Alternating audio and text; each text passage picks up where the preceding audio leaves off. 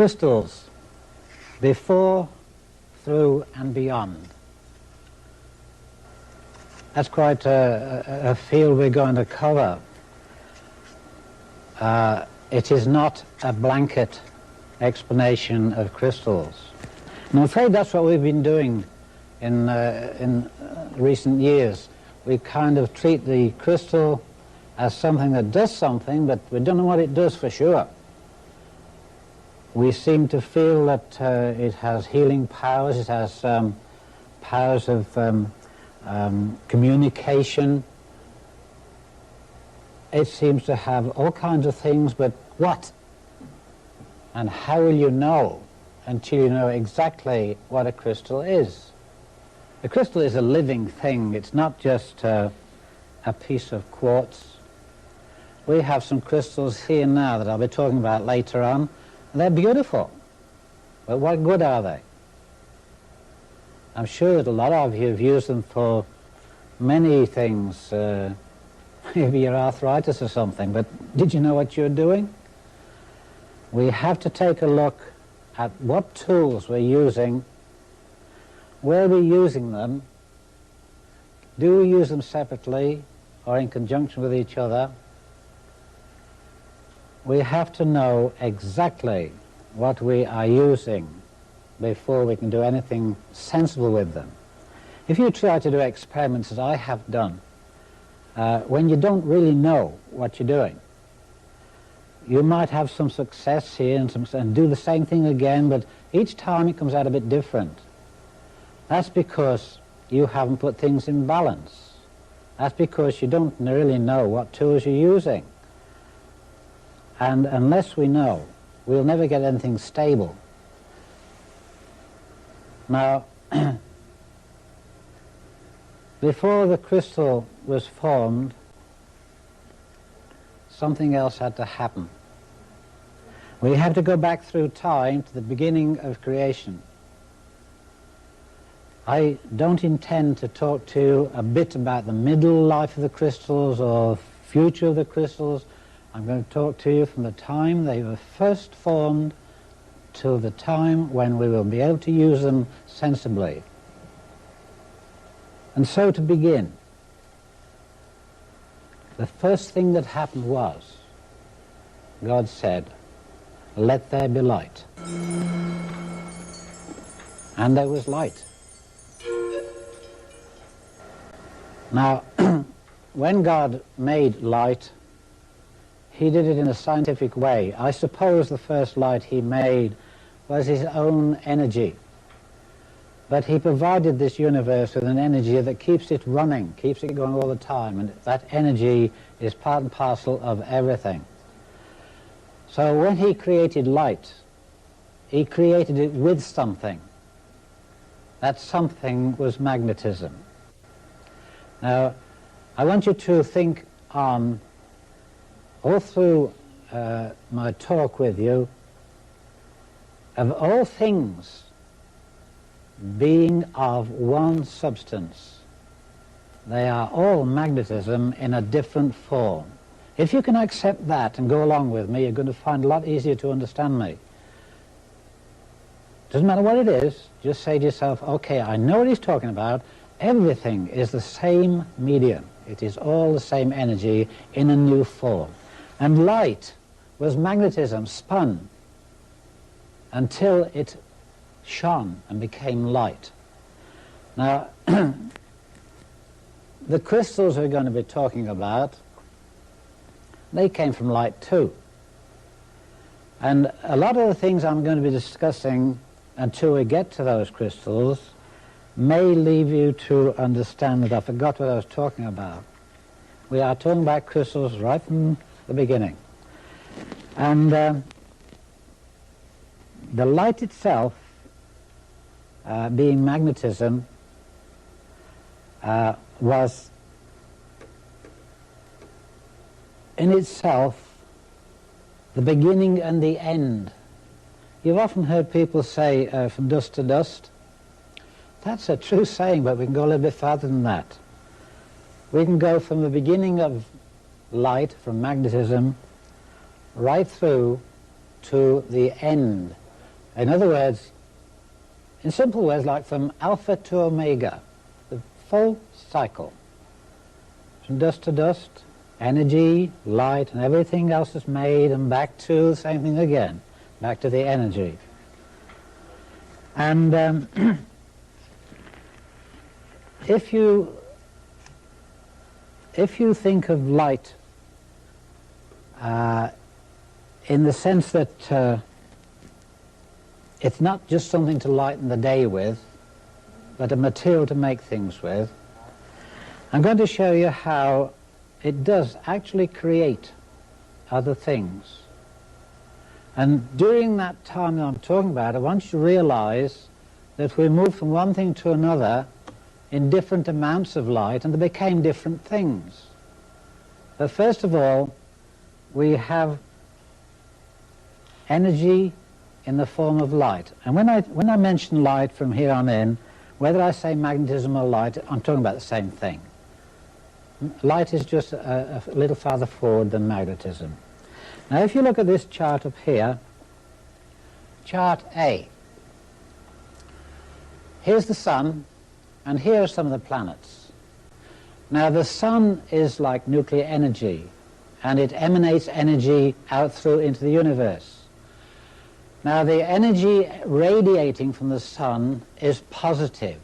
Any energy that radiates is positive. The energy from the sun radiates towards, we'll say, Venus. You see this little curl here? That's a conical shaped spiral, and it's going counterclockwise. Now that does something.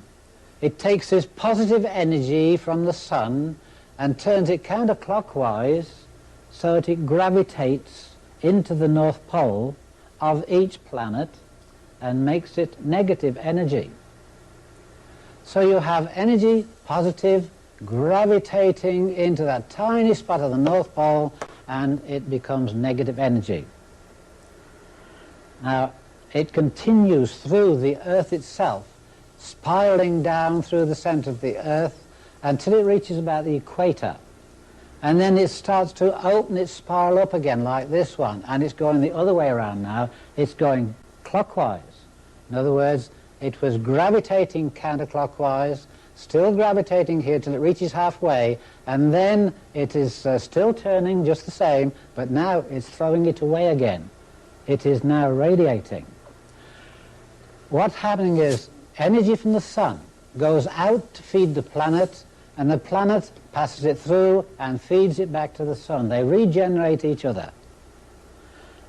Now, you might think that is hard to understand, how this energy going counterclockwise comes out of here clockwise.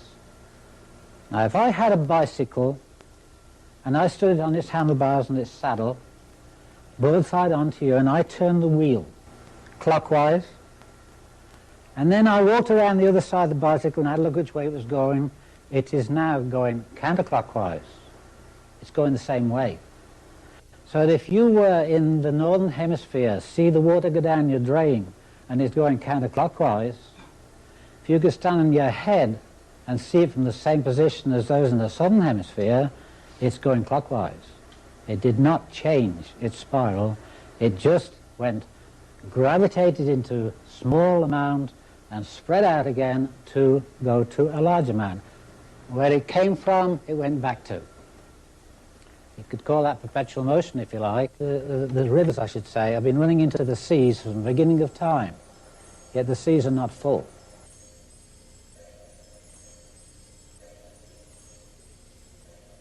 We have a system going on which God created whereby a wave of energy gravitating does not finish its gravitation until the wave of radiation begins. In other words, you've got a wave where this would be just finishing here, and this one starts before it gets to it. In other words, one wave starts before the other finishes. There's a reason for that. If something is gravitating, before it gets to the end of its gravitation, and the radiation starts, you have something like that. One starting before they're quite finished. And because of that little gap in between the two, there's no gap really, but that sort of hesitation, then you have continuum. You see how clever God was. He made everything to keep going forever and ever.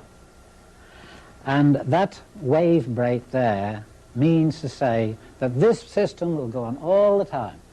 Now you might say if you're gravitating something and you're radiating it at the same speed, which will always happen.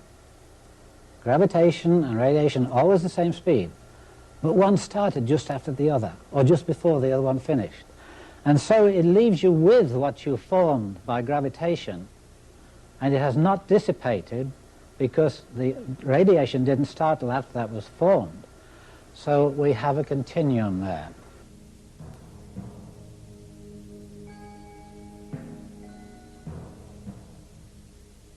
A lot has been said about this energy over the years. You see the scientists talking about quantum physics.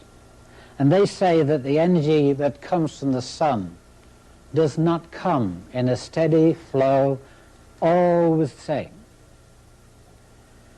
They say it comes in bursts or amounts, quantum amount.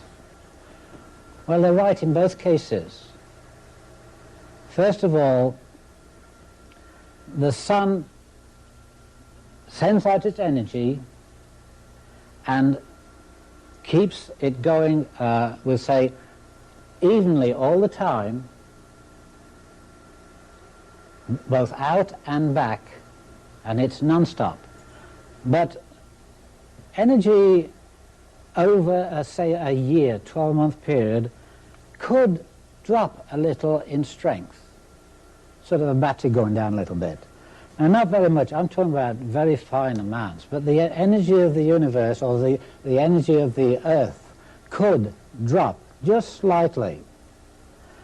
And so it was necessary for something else to be thrown in. And that was a little flush of it at a certain time in the year, once a year, not every week or every 2 months, once a year, there would be that extra flush of energy to pick it up back into balance again. Otherwise, we would find ourselves going out of our orbit. Things would get worse all the time. So there is that rejuvenation once a year whereby there is a certain amount of energy comes through. So those people who said this energy is not continuous, they were wrong. And those who said that it was quantum energy where it came in bursts were right, but in a second sense. It was only when it was made up. I suppose that a lot of you have heard when a farmer, around August time, his crops ripen in a couple of days. They're near to it, but all of a sudden they ripen very quickly. And they didn't really know the reason why. Some will say, oh, summer lightning. Well, if you lived in China, you would find that every 7th day of the 7th month on the Chinese calendar, this is what happens. This energy is, the quantum energy is released, and it does balance the Earth's magnetic field again. And the Chinese used to collect, and still do, collect the water from their rivers and streams, and they would save that water to preserve all kinds of fruits and vegetables. They still do it today. We were right when they said the energy continuous all the time, and also there's that little burst to make it up as well.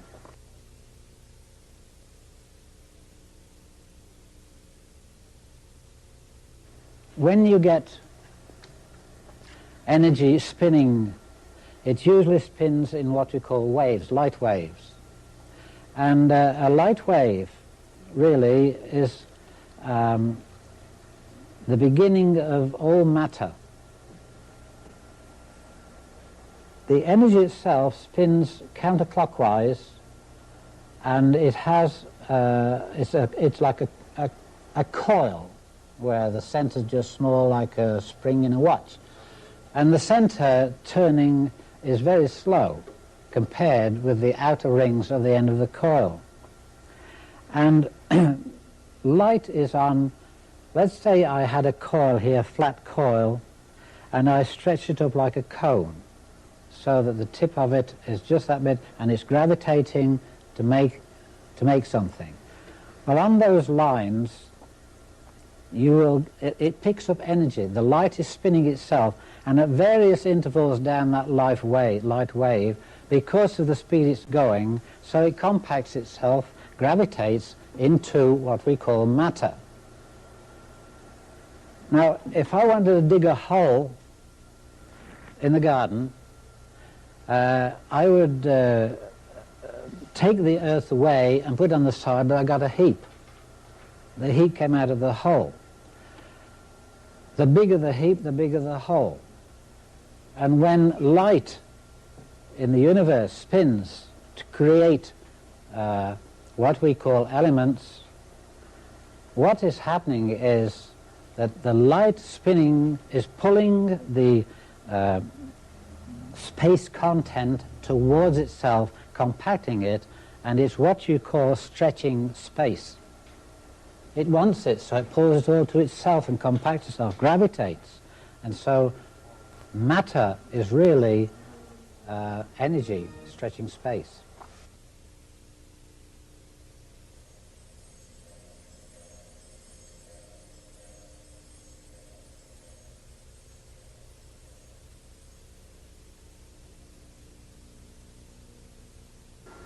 A light wave would be getting bigger like that. And down through the center, there's a line. You might be saying to yourself, what's this got to do with crystals? It's got everything to do with crystals. So up here, we've got our first, it's spinning very slowly there, and L.E.N.R is the first one there, just to mention one. But as we come down here, we got hydrogen and we got iron and whatnot. Because the spin is greater here, like on a bicycle wheel. If you spin a bicycle wheel once more, then the hub is traveling much slower than the rim itself. So where they come on the outside here, they're going much faster, and these are getting bigger. And so you have a wider sweep, so that these are traveling at such a rate, you get your elements form on the light itself, and they're getting heavier.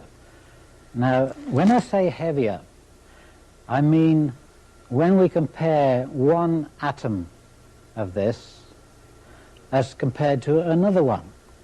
We don't say, oh, there's this bulk here. We don't compare bulk, we just go by how it gravitates. Now, the energy we're using is light. And the light compacts itself into these things, and you'll have what you call an octave. The octave will stretch from here, I beg your pardon, it stretched from halfway here to halfway here. And on one octave, just on music, there's eight elements, which you don't count the 8 elements from one here, you take half. That's half here, and 1, 1.5, 2.5, 3.5, 4.5, 5, 6.5, and the other half of this one gives you your 8. You start with half here again. This is how your elements are formed. And they will have different weights because of the position they are on the scale of light.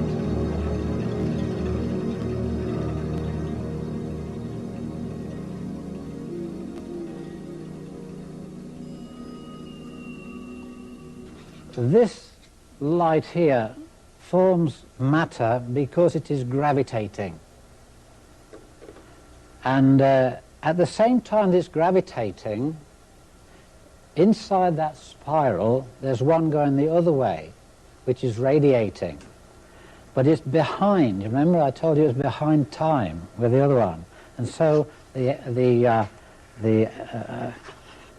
elements that you had formed, they remain there. Now, one little thing that I might mention as just a point of interest is that mass rotates at a certain speed, like the Earth. The Earth rotates at about 19 miles a second.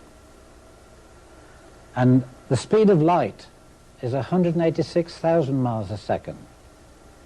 Now, the difference between the time of them moving would indicate that there is time, such a thing as time. I will mention this, and I will repeat, it only indicates that there is time. Now, any element itself, or any light wave, must remain in balance. You cannot have more gravitation than radiation. You have to have them both equal. And when you have those elements formed, we find them in the Earth itself. When the Earth was being created, they have cooled down. You've got your elements in the Earth. But this is how they were created in the first place. This is how mass was created. Now, when you think of mass, don't ever think of something big. Think of even a speck of sand is mass, or matter, call it what you like. Now, any part of matter that you see, think on continuously that matter is light in another form. If you can accept that, we'll get somewhere. Now, once we have, one of the things I should point out here before we go too much further is that in creation there has to be rules.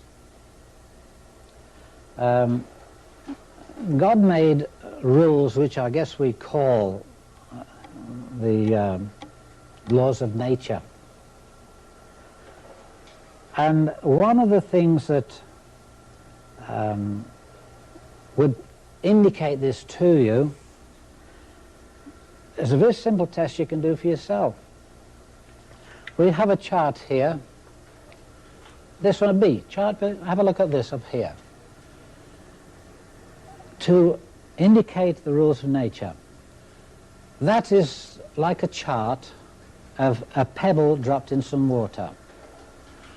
And the pebble drops in here and it starts to send rings out.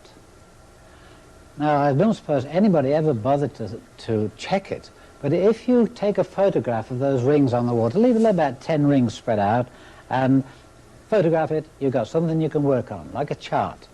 And if you measure the circumference of this one here and multiply it by the cube root of pi, then this is the circumference of this one. If you take the circumference of this one and multiply it by the cube root of pi, it is the same measurement as this one. So it's increasing, all these rings are increasing one by the cube root of pi. And never alter that. That's the laws of nature. Now, a funny thing happened too, that if you take the circumference, or rather the diameter, of the fifth ring, let's see, there's 1, 2, 3, 4, 5. Take the diameter of this fifth ring across here, it will be the circumference of the first one, the same measurement. So if you took the second ring, this sixth ring would have the same diameter as the circumference of the first one. So every 1 to 5, the diameter is the same as the circumference of the previous one, the small one. So you see, even they travel out, they expand. It's not accidental. It never is two different ways. It's always the same.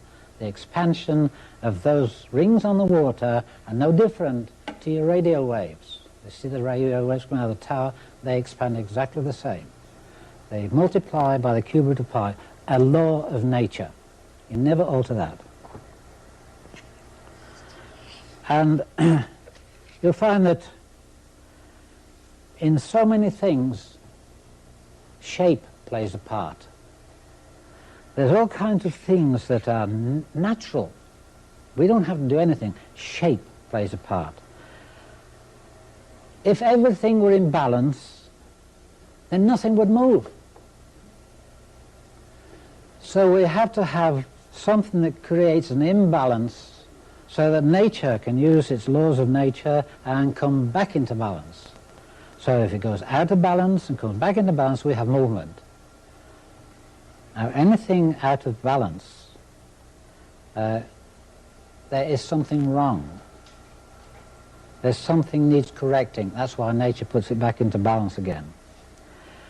But shape is one of the things that will influence movement.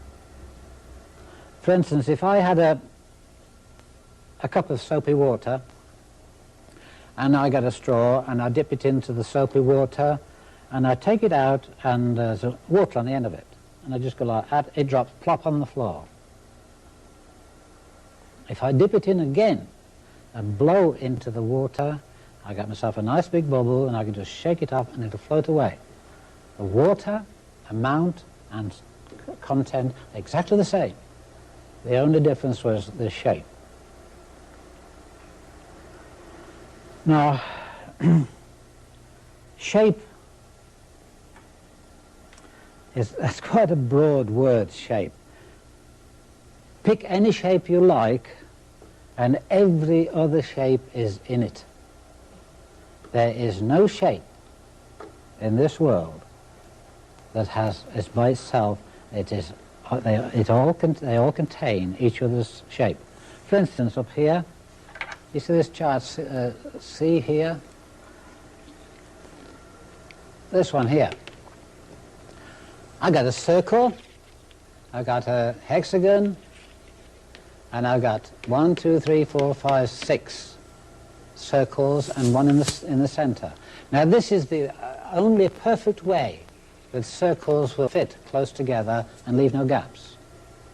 Now in that circle I can have a hexagon, I can have a triangle, all the shapes are within the shapes. Now I want to point something out here that you probably haven't thought of. You remember I said to you early on that from alpha to omega, that dust to dust, okay. In the light spectrum, colours of the rainbow if you like, we have 6 colours. And one in the center. The one in the center is pure light. What happens is that if you spin light, or rather light as it is, contains the colors, and only when you slow it down or reflect it in some way will you get the colors out of it. But when I was a kid, we used to play whip and top. I don't know whether you know that, well that is. In England it was a whip and top, and you hit it with a string and it used to spin around, and we used to paint the top of it different colored stripes, pretty colors. And when that was spinning fast it looked white. When it was still it was different colors. And it's the same when light spins, it becomes pure light, all these join together into the one. Now if you were to take anything like that, you bring it back down to the one. All these 6, they come back down to the one. Now let's take the speed of light. If you were to find the square root of the speed of light, about 24 times, you come down to the 1. We always go back. We come from the 1 and we go back to the 1. Now all these performances that I'm talking about are going to be reflected in your pyramids. And one by one we'll put them into use. But to carry on with the the matter that's locked in form, light is locked in form, we have energy entering the earth and it's distributed. Like you can take electricity into a building, the main one comes in, and then you distribute your electricity to the various rooms, the outlets, the whatever, stoves and whatever, lighting, and it's distributed over the place. Now the earth is the same thing. the Earth has a grid, which is this one here, chart F. This is like a grid of the Earth. All those shapes I talked to you about are in that. You have your circle is your circle of the Earth. You have hexagons, and you have triangles, and then they are laced together. You see, you can come down to a smaller hexagon here, if you can see that. You come down to a smaller hexagon, and you come down to a smaller triangle. In other words, from a big one up here, you can go down to a small one here. It's just a repeat of the same thing down. And what happens as you take from the big area and compact it into the center, gravitation, then you have a stronger energy in the center than you have on the outside. You'll never get much strength in a large nucleus like you will a small one. If you have gravitation, tremendous gravitation, into a small compact nucleus, it will give out, it has more potential than the one that's sloppy. So that on your light wave there, the ones that were turning slowly, they weren't compacted enough, and so you got light elements like hydrogen. And the ones that are lower down on the larger scale of that light scale, where they're whizzing around, you have such things as iron and copper. They have gravitated to the center until they are more solid, if you like. And the more solid they are, the more energy they have. Around the nucleus of an atom, you will find the nucleus in the center, and around it, maybe I could show you on the board here. Around the nucleus, you would have, there's your energy. Around that, you would have what you call a force field. And around that force field, let's say that's your force field, around that you would have magnetic field, which is in circles, isn't it? Goes in waves. Now, when you measure the energy of of any atom or any mass, you do not measure this from here out to here. You don't measure it even from here to the edge of the force field. You take a measurement of the edge of the nucleus to the edge of the force field. The radius of that will give you the approximate strength of your force field. If this is narrow here, you haven't got much of a force field. If this is compacted so tight, your force field could be out here. You'll see a lot of people who have a lot of energy. They are usually pretty good people, and they seem to always have plenty of energy. And if you are a person that could see an aura, you would see a wider aura around that person because they have that energy there. Some people that are kind of sloppy and don't sit around all day, you wouldn't see much of that. But the person is active, on the go, lots of work in them, you'll see that aura around them. So the more compact the guts of the thing, the stronger the energy it is. We'll be talking about that in these crystals in a minute. Now, in this grid of the Earth, you'll notice there are two triangles. And this is a little bit deceiving because this line actually travels through here. But on this triangle here, this line should not travel through. This one here should be on the top of this one here. And this line here should stop there and start again there, like that. So this one is on the top of the other, which indicates that the two triangles there are not touching. Now, whether they are 1/8 of an inch apart, you put your finger between them, that's nothing to do with it. They could be 8,000 miles apart. And so we have a situation like this. I made a cutout here so that you could see the Earth's grid. The Earth's grid is something like all this work here. All these lines, these are hot spots here. But I took the trouble to cut this out to show you how the Earth itself, which is an icosahedron, that's 20 triangles covering the Earth, on those, like those triangles there. And if you saw the Earth like that, and then you took another one and took it over the poles, let's take this one here. Say you took this one and wrapped it up over the top of the pole to the other side. If you could see through the Earth, it would look like that. Okay?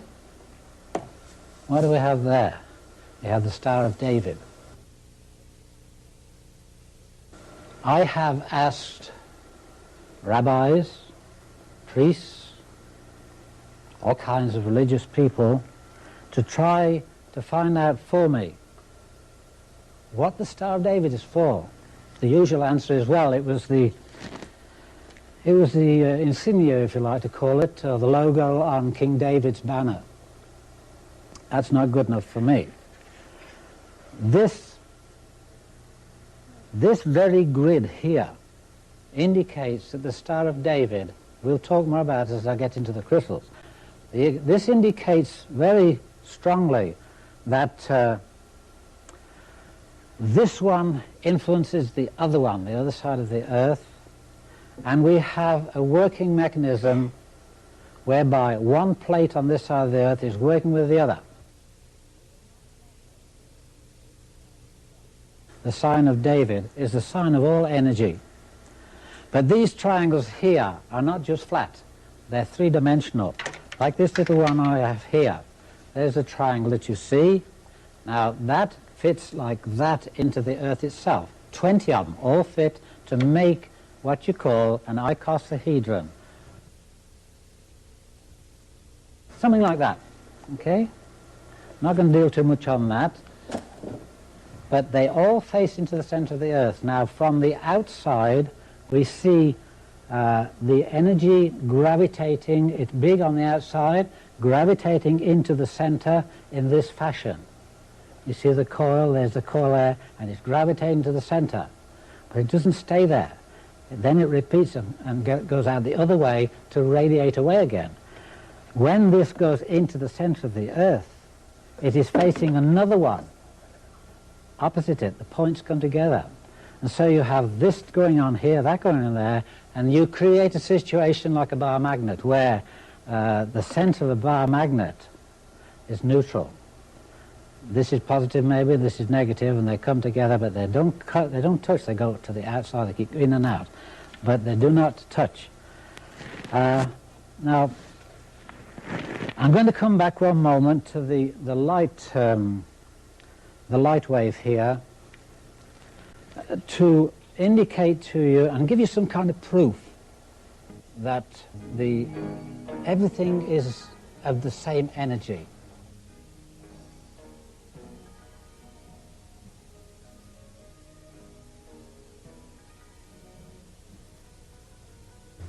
If light puts things together, then we could take them apart.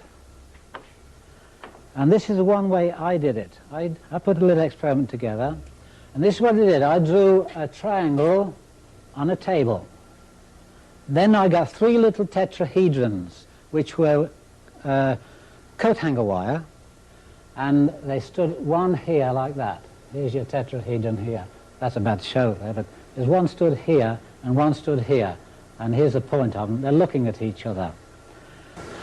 Let's put it on a plane. There's one standing here, and there's one standing here, and there's one standing here. Okay? Now, these three tetrahedrons, they're only about 9 inches high. And they were only made of wire.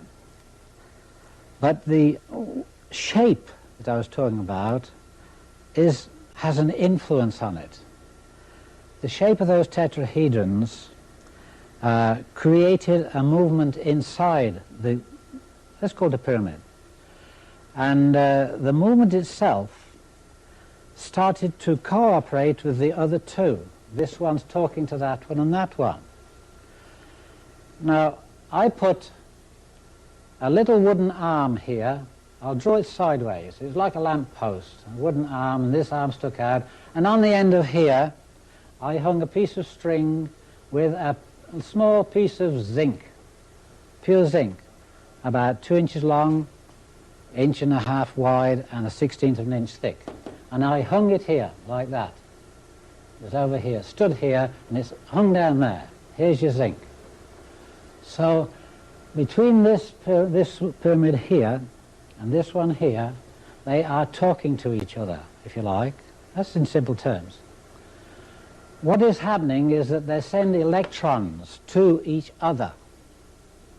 You probably heard about Tesla's energy through the ether. These do it naturally.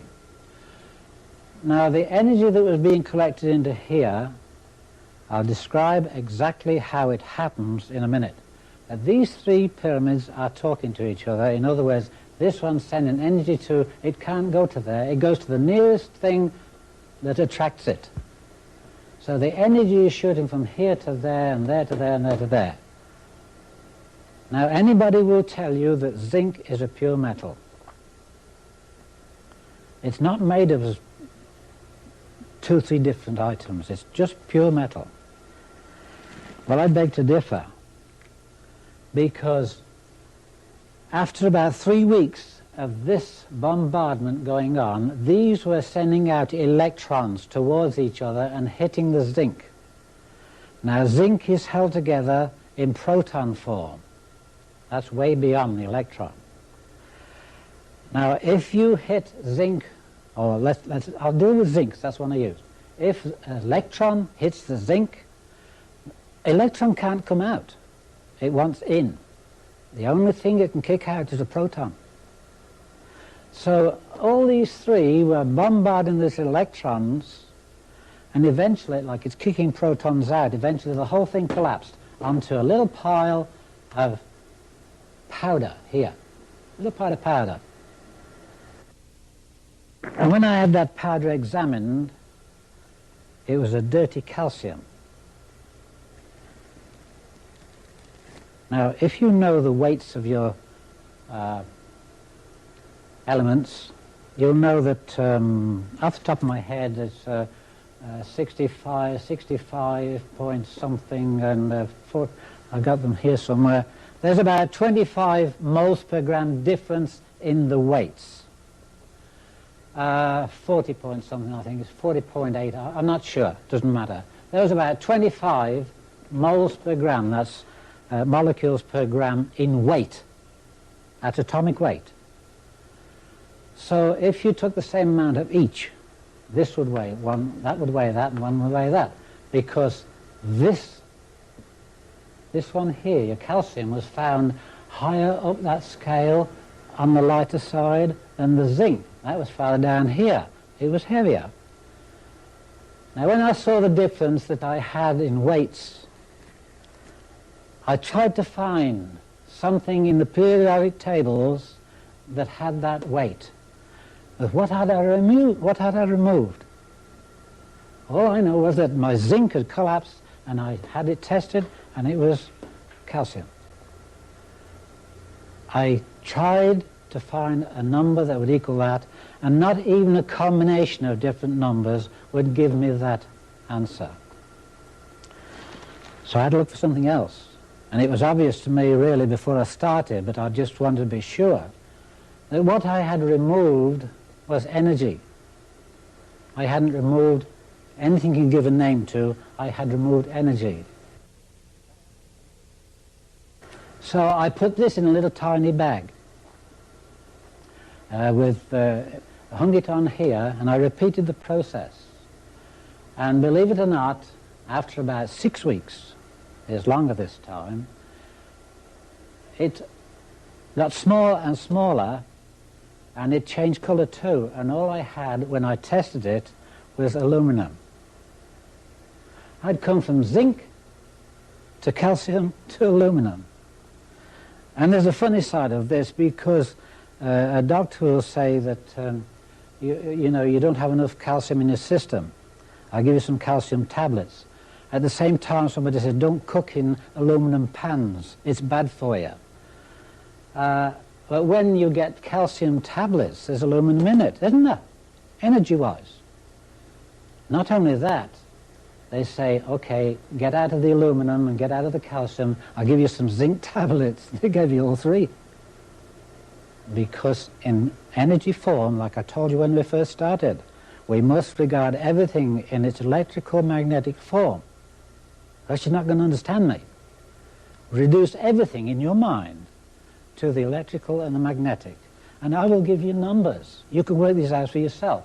If that's the weight of an electron, you can prove it if you've got a calculator there. I know for a fact that hydrogen is 770 electrons. That's hydrogen, 1 point something. So if you take this number here and divide it into any one of your elements on the periodic tables, you can find their electronic magnetic content. Now in a few minutes we're going to turn to something else that it's a continuation of this, but I'm going to take you inside a crystal.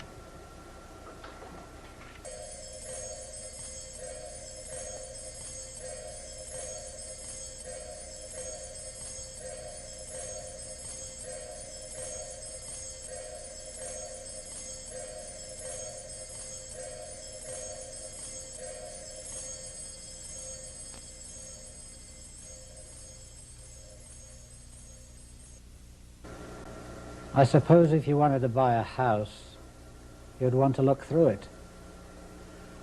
And so if you want to be able to use a crystal, would it not be sensible to have a look what it's like inside and what we can do? We move around in it and find what spots do what. Now I'm going to take you to this chart over here, chart E, and I've drawn it in the shape of a triangle, because the molecules of your quartz crystal are pyramid shape, right down to the tiniest little molecules of your crystal. They are pyramid shape. So now the one that I've just taken now, I've enlarged it, and I'm going to take you inside to see what it's like. Now just imagine yourself now looking around your new home. First of all, this pyramid here would be no different to your big crystal pyramid. It's a series of these put together in a big one. Now if you want to find the areas that are most useful to you, the functional areas, then there are certain things you have to do and abide by. First of all, I'll show you how to find the three magnitudes of a pyramid. When I say magnitudes, I mean if you in the house, the heat at the ground level, floor level, will be different to halfway up, and it'll be different again in the ceiling. We're not talking about heat, but energy rises and does practically the same thing. So now, what we're looking at is really this size of this base here. If it's squashed up into there, whatever's in here, it has to get into a smaller place and become stronger. Now to find the three magnitudes, or three divisions, never mind the intermediate bits in between, the three main ones. First of all, you measure the side of, if you could draw this on paper for yourselves, you draw the length of your pyramid, measure it, and you find the center mark here. And you do the same here and find the center mark. Then with a square, put it on the side here and draw a line in. Compass if it's like, and one in there. And where they touch, that you draw a line across parallel with the base, and you have the basic energy up to the first dimension, or first magnitude. It is multiplied there by 10. Whatever you had in here, 150 Gauss I suggest is here, 150 Gauss at ground level. By the time it reaches here, it is 1500. And where by the time it goes farther up to the top, it becomes 15,000. But now we only have one dimension yet, or one magnitude. The second magnitude is found by measuring from here to here, the center mark of it, halfway between the two, and draw a line across. Now you have dimension 1, dimension 2, or magnitude 1, magnitude 2. And each of these multiplies by 10, so that whatever magnitude you draw into the pyramid, naturally, let's talk about naturally, not force-fed, whatever energy you draw into the pyramid would come out of the top 1,000 times stronger. Now, this point here, if I said to you, you've got a glass pyramid there, like one we have here, where is the center of that? Where is the cube root of it? Well, this is the way you find it. Half that measurement in here, and half of this there. This is the cube root of your pyramid. It's an unusual shape, isn't it? It isn't like a cube or even a sphere. That is the cube root of any pyramid. Doesn't matter whether it's equilateral sides or what. That will be the cube root. Now, what does that mean? The energy collects into it and condenses itself into a nucleus at that particular stage and builds up. That's the place where all your energy builds to. That's what it's going to be. Whatever you bring into here, it will congregate there. That's the cube root of your pyramid. Now, from here, halfway up, that's 2/3. That's 1/3, 2/3 up. You have the junction of the second and first dimensions. Here's your first one, here's your second one. This is the junction of them. Now, the energy from here will spiral up there to this area here. If it releases, it would carry on its way and go out. But at this stage, we're talking about magnitudes. This is the place where all your energy collects. This is your energy. This is your engine. This is your nucleus, the power. And that gradually spins and gets more dense into this area here. And this one I would call, I got a name for it. It's a place where a master of productivity. That's where it all comes together. That's your strength. And then you have up here the master of distribution. Now, when I say master, that means to say it is its own master. When you leave it like this, your crystal doing this, it is its own master. But later on, I'll show you how to take this crystal and use these points here to your advantage. I will show you how to put more into there, or take some away from here, or distribute it in any direction, and as much of that as I want. You will never ever empty that. You will never empty more than that rose to. You can't take any more than that. But as that empties, this fills. In other words, a cycle. You never lose the energy of that. So whatever goes into here and leaves from there, if it's allowed to go, which it will do, it takes a period of time for a crystal to fill. And from that time on, it has a time cycle. If this were, for instance, when I had my 30-foot pyramid, it took 5 days to fill. And it didn't take me long to discover these spots in there where I could do different things. It took 5 days to fill it, and took somewhere about 13 or 14 minutes for it to empty here. But it did it on its own. I had nothing to do with it. It filled in 5 days, then in the evening it was usually 13, 14 minutes, and it released. Now remember, I told you when the Earth received its energy into the North Pole, positive changed to gravitated to negative, and then went through and to the South Pole and threw it out as radiation. This here gravitates itself from this area here. I showed you the spirals that we're talking about on its way up. It gravitates from here to get this stronger and stronger and stronger and stronger, and eventually it will leave from there. But as soon as it leaves there, it is no longer gravitating, it is radiating.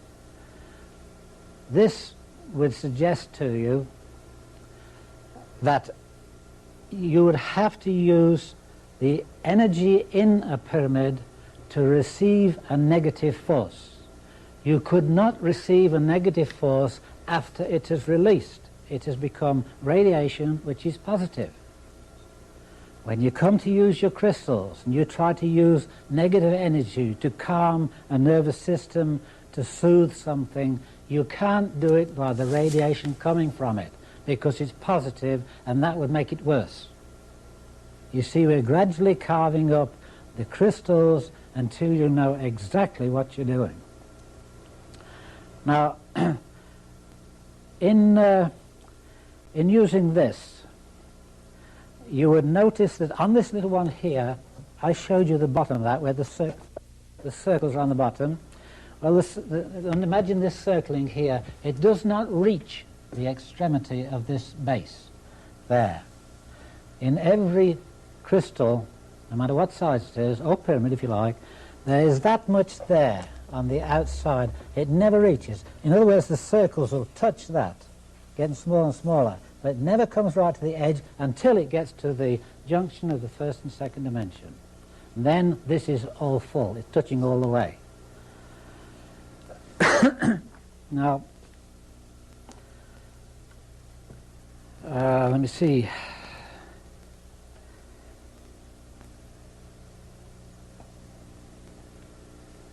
If you want to use these crystals for any particular purpose, you have to be able to set them up either singly or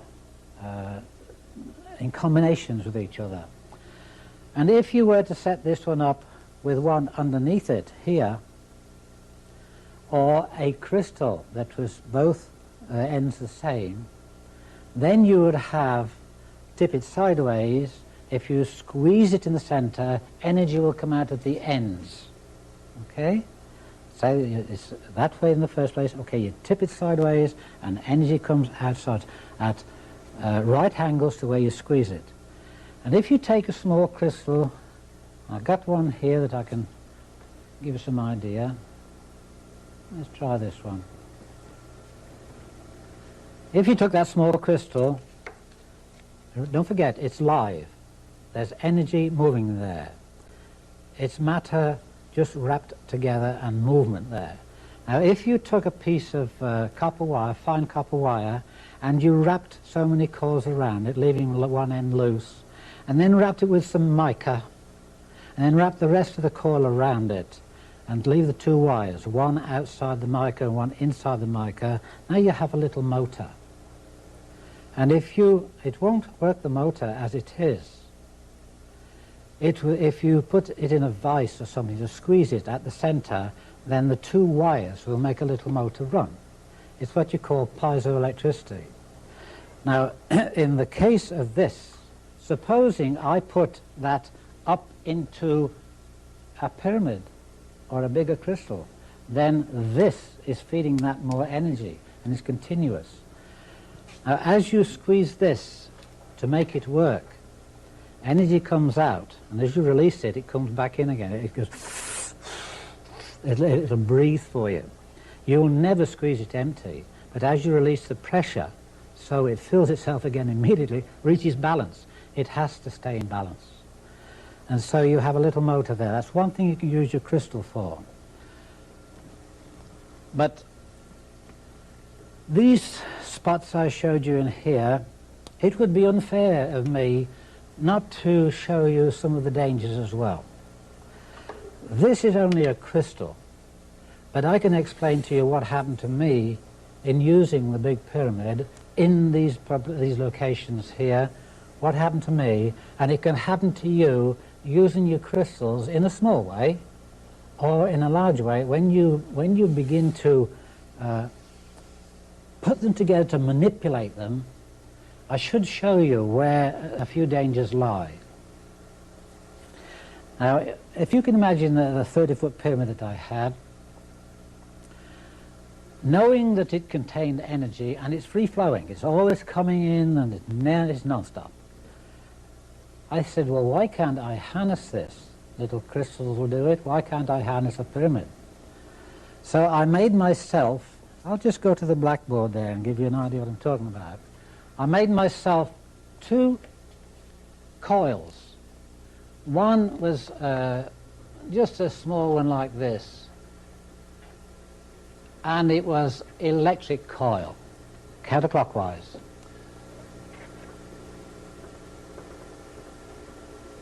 And I hung that in the top of the pyramid. But before I did that, it was stove wire, and there's about 8 strands of copper wire and stove wire. And I undid them and made them into a lot of fingers like this, spread them out, something like an antenna. And this end here, I just hung it up, fastened it up onto the beams, and that was right in the peak. Now I went downstairs, and I had a spare piece of plywood, quarter ply, and I made a magnetic coil with old antenna wire. It was double wire. And I put one end straight through into the earth, and so looking at it like this, it stuck through there, and my coil is on here like that. And the other end I left standing up to connect. One's into the earth. Now all this wire here, it's only quarter ply, and I used 2-inch staples. The staples went straight through the ply and gave me a better ground. This was also ground in the centre. Now, there are many things that have happened to me in my time that I can't really explain. There are many things that I have known, but don't know how I know. And this is one instance where this happened to me. I knew I had to connect these two together with some natural wool, sheep's wool. Nylon was not what I wanted. And so I got hold of some ordinary wool, and I measured it out. Up the stairs go right to the top. I measured it out so it hung from here to within 6 inches of the floor. Plenty to fasten to that and to fasten to this. Now I stood on some steps up there and fastened that to there, just wrapped around, tied it round. Simple. Nothing clever about it, just fastened it to this copper wire. And I hung this down through the steps, through the stairway, until it was hanging down, but it wasn't touching the floor. I went downstairs to connect this to that, and as I caught hold of that, it threw me 20 feet across the floor. I'm 180 pounds, and it picked me up and threw me 20 feet across the floor. I got no skin on this elbow here and all down my leg here. And I lay there for about 5 minutes at least, wondering what happened to me. All I had done was touched a piece of wool.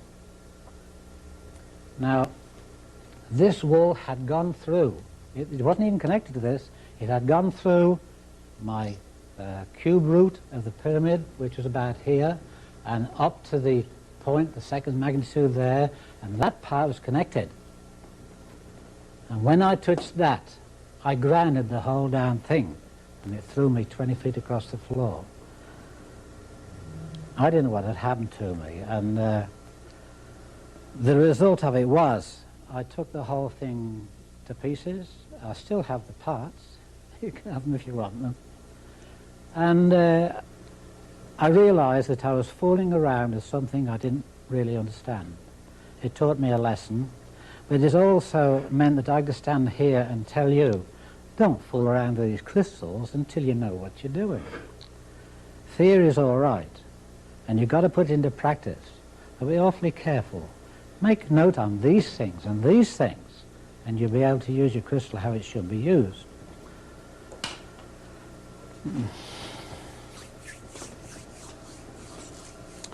Now, in a crystal itself, you have different, you've got different grades of crystal. And your grade of crystal will determine how good it is for your performance. There are crystals that are very, very powerful, but weak in texture and will fall apart on you. There are crystals that are kind of, the nucleus here is very weak. In other words, it's not a very compact crystal. And so you don't get a very big force field. But the best crystal you can get, and the way you determine this, I don't know, that's up to you. But you could go by where the crystal comes from. Does it come from Arizona? Does it come from Brazil?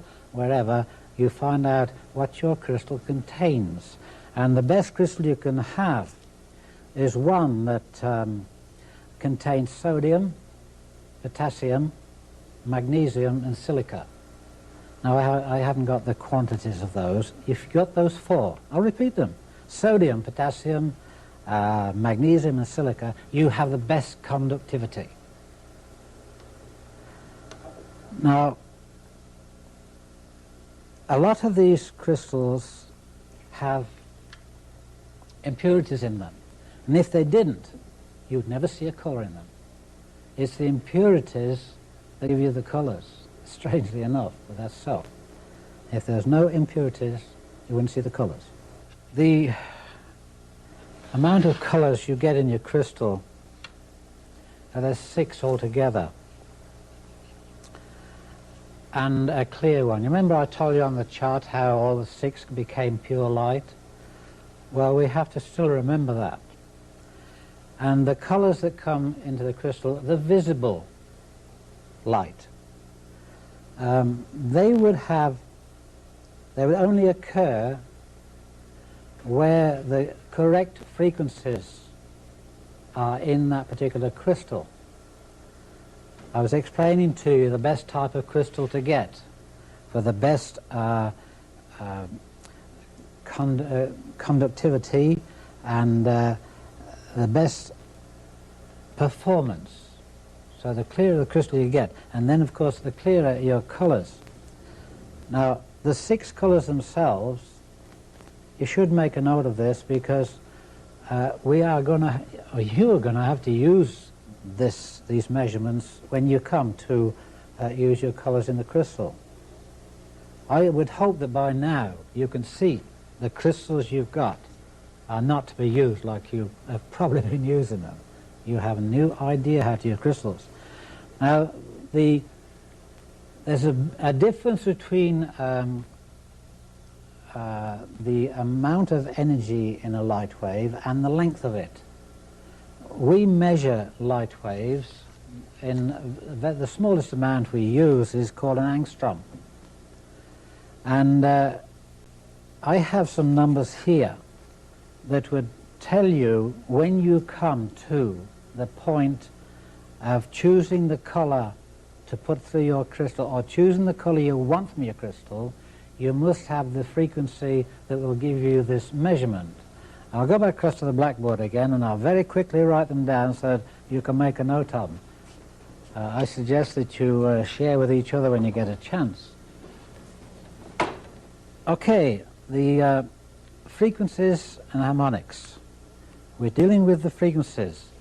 And the ultraviolet range, that's outside the range you can see.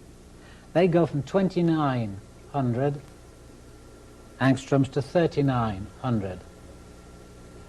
Now I'm just going to cross the zeros out. Now violet, that one will be 39. That's from here, okay? 39 to 45. Then you go from 45,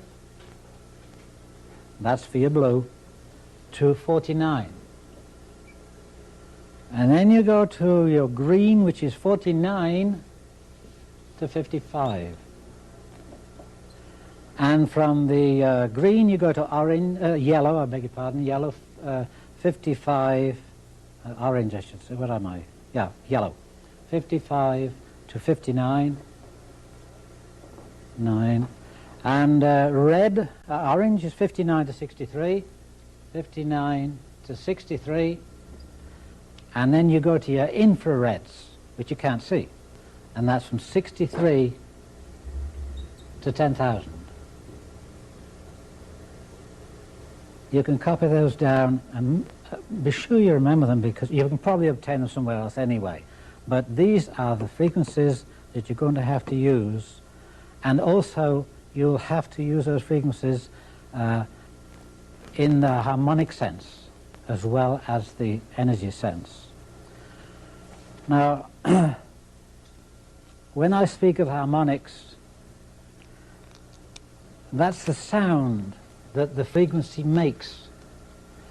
If you wanted a certain note on the piano, you go up the piano till you get to it. You do not get that note one before it or one after it. Only on that particular place do you get that harmonic.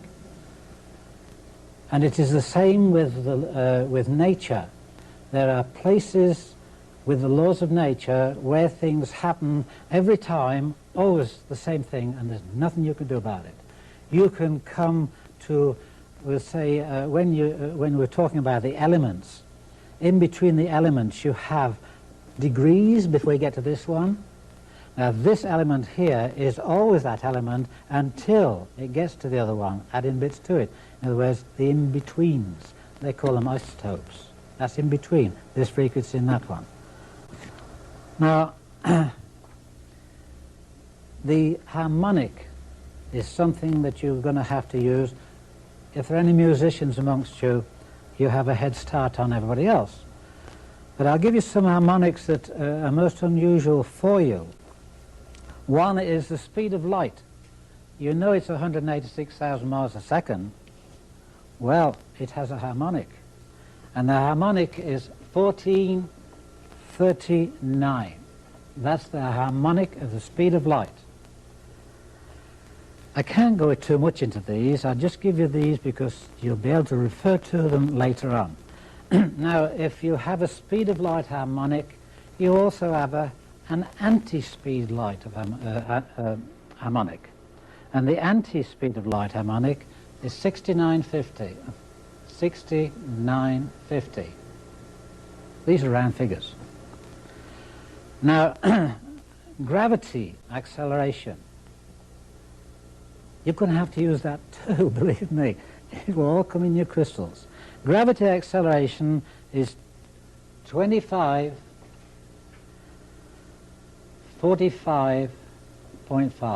That's gravity acceleration. Now what do we have on the other side of it? Anti-gravity acceleration, which is 3930. That's the speed of light, anti-speed of light, gravitational acceleration, gravity, and anti-gravity. They'll come in handy for you later on. There's one that we should know that will come into many, many things, not so much in your crystal, but it is the Earth mass acceleration, or the harmonic is 1703. 1703. Earth mass. We have to now bring into the scheme of things the shape. All the shapes I described to you, all these shapes here, hexagons, triangles, they are all governed by pi. You know what pi is, don't you? 3.1415. They are all governed by pi, but don't let that worry you. Only if you're measuring your waves from the crystal, after you've measured your force field, then you would want to know more about that. But I think that was probably going a bit too far for what we want here. It doesn't, it will not, it might confuse some of you, so I'll leave that one alone. But what you should know and realize is that we have gone past the gravitation of liquids, or gaseous I should say, liquids, solids, and we've come to the crystal, which is the fourth state of matter. And the fourth state of matter has the rules and regulations like I've been talking about, but they're not random. They're laws of nature. They are not random, they're not arbitrary, they are, you can't argue about them. The laws of nature in the crystal it's all preformed. Now, I say that because a natural crystal has these qualities, But a crystal man-made, and they're making a lot today, would not have them. And just like, to mention another crystal, a ruby. A ruby is going to play a tremendous part in our healing and everything else with crystals, but not until you remove one light refraction from it. A ruby contains 2 light refractions. The crystal contains 1. Now there is a way to remove the 1 light refraction from a ruby, and I don't think that need interest us here. But a ruby will play a large part in healing. Another thing, I told you about the shapes. And the shapes themselves will determine a lot of the direction of your the energy you send out. I go to the blackboard again. In the I hope you got those. If not, you're too late.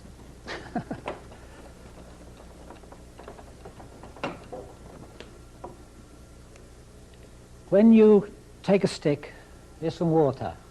When you take a stick and you dip it into the water, like that, it does that. Ever noticed it when you was a kid? Always bends. Now, it will bend more when this is thicker than water. So you stick it in syrup, it'll bend a lot more than that. This is what you call, this light does the same thing. When it goes into your crystal, it hits your crystal and it bends. And that's called light refraction. There is an angle of light refraction which is there, but don't bother about that. That is light refraction inside your crystal. But when you use the outside of your crystal to direct your beam or whatever, the way you facet it will determine at what angle you send your beam out at. I've got a chart here, if you follow me across here a second, and it shows you some little different angles here, look. The angle of this one, it points up there. This is your reflection off that side or any side. The reflection is that angle there. This one is thinner, and the angle is entirely different.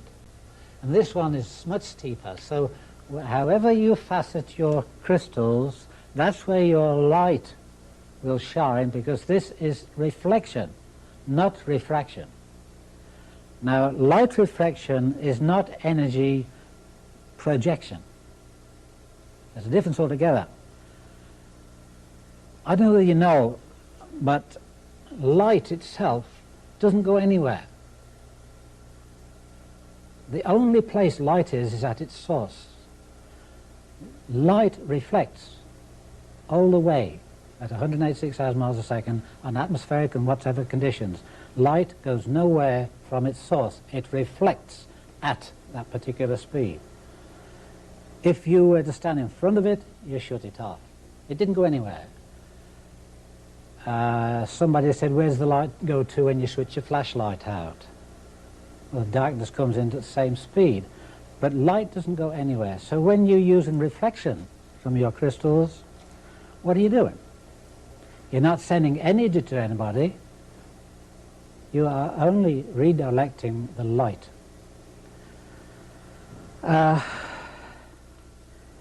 If you want to send your reflections out for, we'll say, a certain color, and you're not going to direct it, you're going to send it out to a person. There's color. It's nothing else but energy. Color is light, it's spun into color. Magnetism in color. Therefore, if you play magnetism with no color onto a person, you're helping them. They'll absorb it into their system. If you're reflecting a particular light, one of the lights of the spectrum, onto a person, then that strength is more than just magnetism. It took a certain amount of that energy to make it that particular color. And so you direct those lights to that person. But there's more to that to come in a minute. Now, if you want to have a crystal, I'll go back to the board again. If you had a crystal that was, you say you faceted it with four sides. Let's see, like this. You facet it like that. You got 4 reflections. Now those reflections go out at a certain speed of or beats per second. You know that energy is not in a piece, it's all like dots all joined together. And this one here with the 4 faces would send out four beeps, if you like, per second.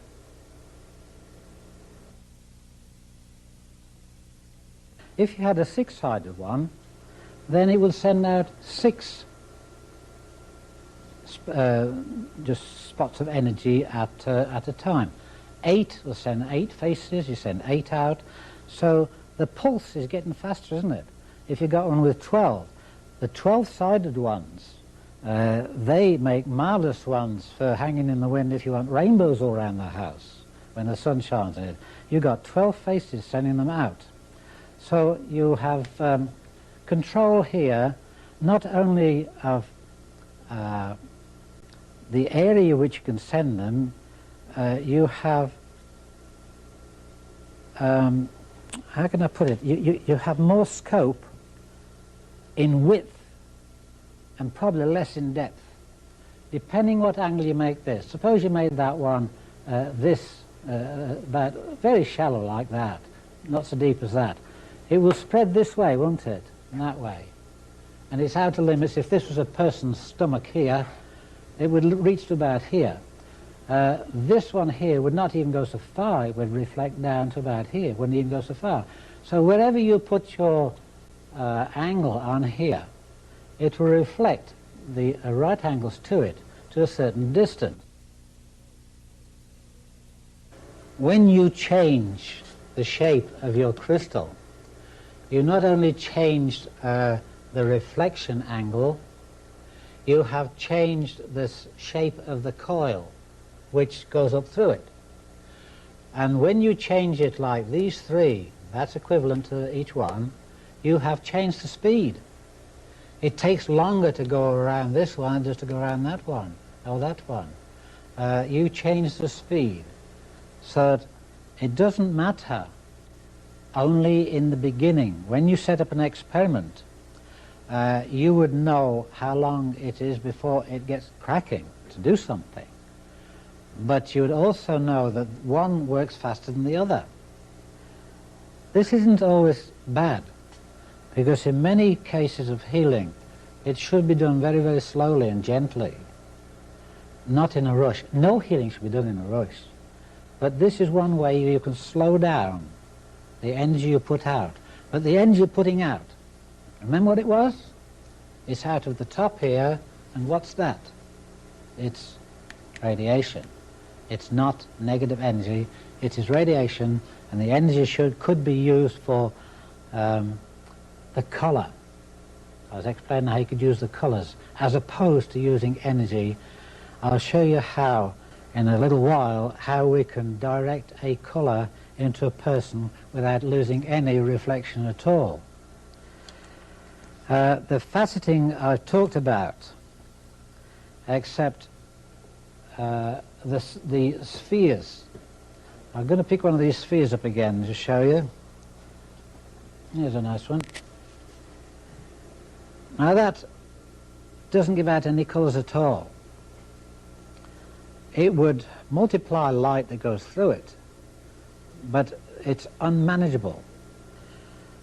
And a crystal like that, if it was set up in a certain circumstances, in conjunction with the cube root and the first and second dimension, the distributor, if that was set up at a certain angle with an amount of energy coming through, so it's quite strong, and if the sun, now I'm not talking electric light, if the sun hit that at a certain angle, It could cause devastation.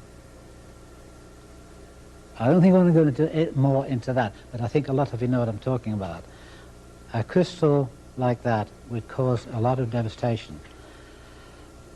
If you take the crystal and cut some off it, then you can play all the light through it and magnify it down here. If you turn it over with the round to the top and the flat to the bottom, then the light that comes in here spreads itself out, and it's the flat bottom like that sends a circle of energy down. So if you turn it over, you will send a very fine ray, like a laser, down. Now if you played that laser into a second one down here, which had a flat top, this has been multiplied 1,000 times. What went in there, multiplied 1,000 times coming out here, and that hits this one down here, and once again is multiplied by 1,000 times of that one. And then, of course, you have to know what you're doing, because you have to realize what you could be doing down below that one there. There's no problem if you watch what you're doing and set things up before you start them. Just don't play around with crystals. We've got some more to go yet, but I'm trying to instill into you caution. Always have caution. I have hurt myself several times by being too eager. You have such a choice to go to. Now, included in those choices, you have other things. You have 6 colors and the 7th, which is the pure light, and then you would have the dimensions or the magnitudes to multiply those colors, and you would also have reflections. You have so many things going for you that the combinations, it's hard to believe how many there is. But you have to take this into consideration. Do I want depth? Do I want broadness? Do I want to go inside that person 6 inches or just a half an inch? All of these things, when you understand your crystal, when you come to get them faceted, then you should think of this as have the crystal faceted for what you want to do with it. It's obvious that you have to have quite a selection of crystals so that you can have a choice. Now, a person is not two-dimensional. A person is three-dimensional. You notice I've turned around to healing, eh? Because that's what we really are looking at. If the person is three-dimensional, why would you play a flat energy onto that person unless it was, say, for a skin disease on the surface? Why would you not play it into the person because they have depth, they're three-dimensional? These things you have to think of. Now, before I go any further on that, I'm coming back to it, before I go any further on that, I have to once more warn you about things you shouldn't do. Any one of these crystals here, if I may just point to one of these. Take this one. If we had, and this happened to 2 very good friends of mine, and they had a crystal like this, and they had a pen light flashlight, and they had it on the table like that, and they shone the flashlight onto it to look what happened here. The light that went in was of a certain strength. The one that came out was multiplied 1,000 times. The man burnt the retina of his eye badly, and 2 days after, if the wife didn't do the same thing, he was wrapped up, his eye was patched up for about 10 days, and his wife about a couple of days. It wasn't so bad. But see, if you don't know what you're doing, don't do it. Always have that bit of caution. I've hurt myself once or twice because I didn't look at what I was doing first. What could be the result? Now, don't ever shine a flashlight at one of those. And another thing is, you should never have these things. We'll take this one here. that doesn't send out any colours at all. It's got no windows in it. But that one there, if you had the sun shining on that and you put it close to something, you can see the light come very brightly at the bottom. It's 1,000 times stronger from what's going in to what is coming out. If you cut it in half and make a flat, that doesn't send out any colours at all. It's got no windows in it. But that one there, if you had the sun shining on that and you put it close to something, you can see the light come very brightly at the bottom. It's 1,000 times stronger from what's going in to what is coming out. If you cut it in half and make a flat top of it, all the energy goes into the flat top, comes out of the convex here, and would burn grass, piece of wood. You multiply it 1,000 times. I'm mentioning things now that are not only performance, they're dangerous, but they can also be used sensibly. And I don't know, there's so many things I want to warn you about. It's not very easy to tell them all, and it's not very easy to just remember them on the spot, on the spur of the moment, but I think in a minute we'll come back to one or two more of these before we actually leave these.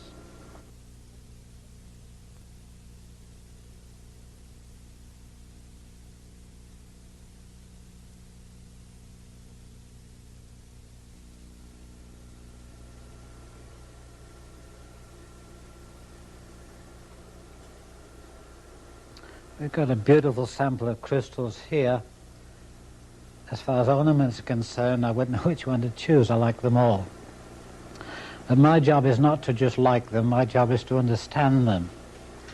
And I'm sure that some of you have crystals like this that you have used maybe to meditate with.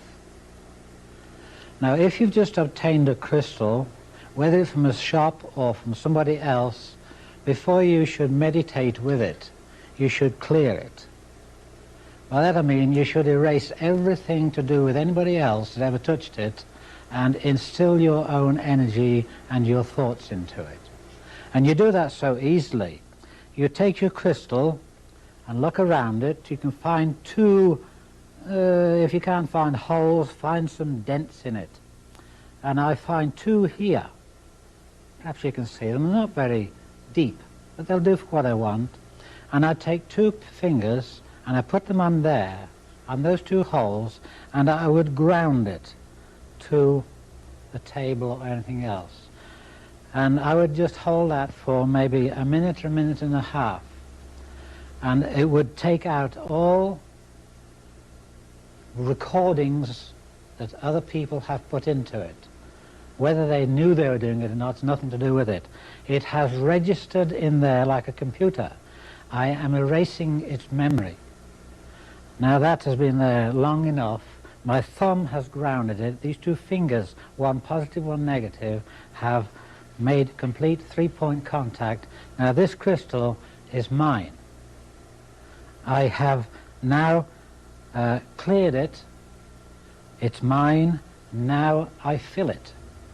And I can take this crystal in my hand, and I can fill it now with instructions.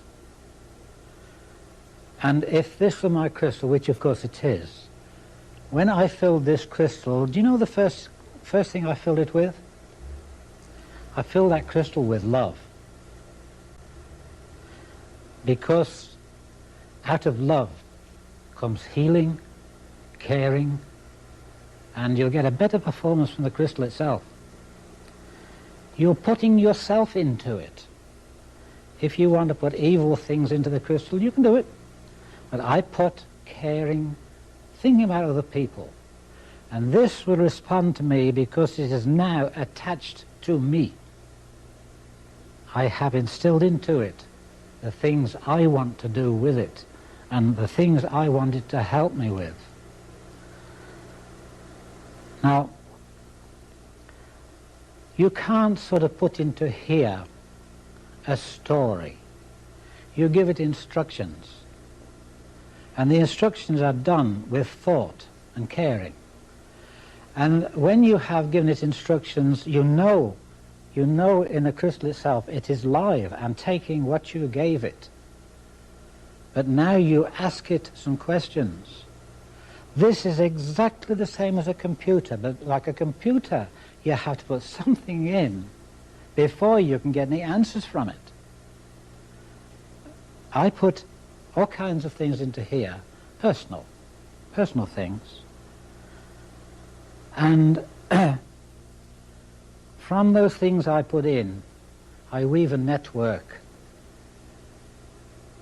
a grid if you like, a series of computations, and it will give me answers, not in words, but I can feel the answers. If I said to someone, do you like that color? And they didn't answer you, but they pulled a face, you know they don't like it. If they said, do you like that color? And they smiled, yeah. So when I ask the crystal something, it will indicate to me the forces in here will go through me. I can feel it. And I don't get words, I get indications or guidance if you like. So a crystal is not something to play around with. It is not a toy. It's as human as you are. And it responds without question. You could never have a better servant than this if you treat it right. But always remember that what you put in is more or less what you'll get out. Don't put something in when you have something against somebody. You're jealous of somebody. You wish you had this, and you don't really need it. Put the thoughts in that would help you through life, meet your needs, and then you can turn around and ask for guidance to help others do the same thing. Now, if I wanted to communicate with another person, I would have to have their confidence, probably in private, and they would have a crystal like this, their own crystal, which I wouldn't touch. And we could sit opposite each other in the quiet and the stillness, and just like you can listen to the stillness of the voice inside you, you can communicate with that person. Now, I'm not going to say this is like ESP. This is how you feel. This is how you transmit love from one to the other. This is how that love will come back again. It will answer all kinds of questions for you. Supposing, for instance, a person was ill, sick, got the flu or something, nothing serious, and you wished for them a healing. Your crystal, like my tetrahedrons, transmitted to each other and broke down the zinc. This is no different. This will transmit to the person who is sick, and they will probably get benefit from it, if they are receptive. You can't help anyone that won't help themselves. And so we're looking at people coming together. Okay, now supposing that person is 70 miles away, makes no difference. You see, this is in communication with the rest of the universe. Now you might think to yourself, oh, he's gone a bit too far now. Well, you think what you like. I say that this is in touch with the universe. And there is nothing in this universe that is not in touch with everything else in the universe. If I can look back over the years and see my relatives, how many relatives have I got in the 100 years before that have spread out across the world and I don't know them anymore? We all came from different wombs, but we're all related still. And so you don't carve this out of the universe and separate it from it. This is a live thing that will talk if you know how to talk to it. Now, there's such a thing as people touching your crystal. That's taboo as far as I'm concerned. If you give them permission, okay, you can handle it, but then when I got it back, I would clear it. It's a simple process.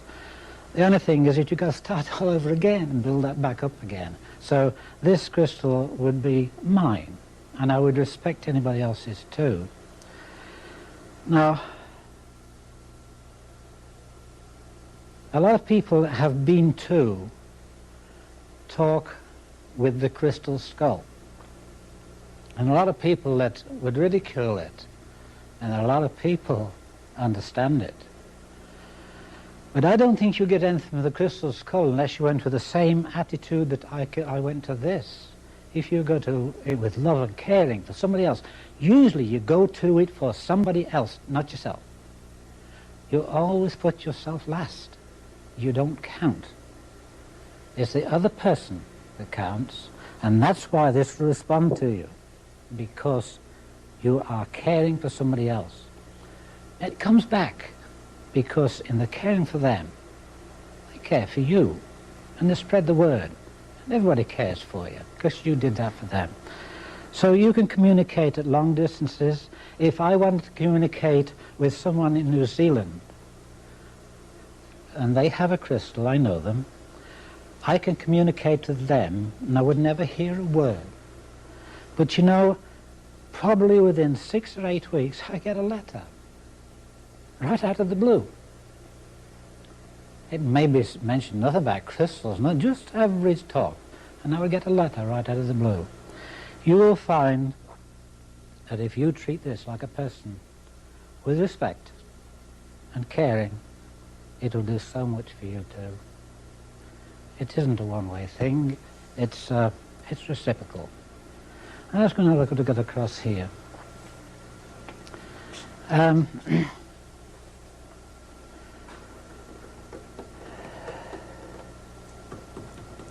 Crystals are atoms in motion. I'm repeating this probably, I pushed it a bit before, but crystals are atoms in motion. They are live and, like I just said, reacting to you. And the motion of a crystal, particularly these kinds, you know, I mentioned earlier too that we had different kinds of crystals. Some were better than others. I'm talking about this one and this kind. The rhythm of the motion is so constant that the force field of that crystal is also constant and in balance. Now, if I take that crystal and treat it, let's say, pick it up casually once every 3 months, and I don't use it very much, then its nucleus has lost its compactness and it has gone down in energy. And so you take your crystal and use it continuously, and the nucleus of that will have a far greater force field around it. And you have a crystal that you can reach farther with. There's so much you can do with it, but don't just put it down and forget it. It needs your attention. It's like a computer, it's dumb until you put something into it, and then you get something out of it. A computer could never do what I can do, because that can't give you caring and love for other people. This can. So those of you who have crystals that you want to use them for something like this, do it that way, but do it sincerely. It's not fun, it's for real.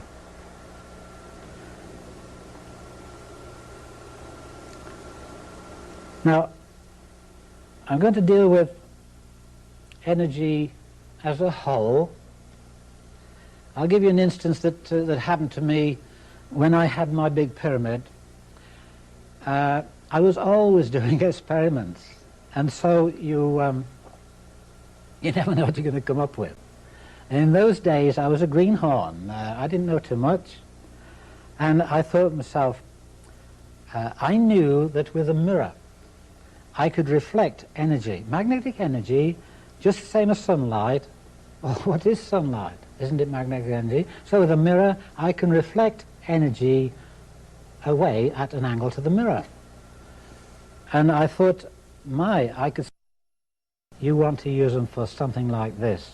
Do it that way, but do it sincerely. It's not fun, it's for real.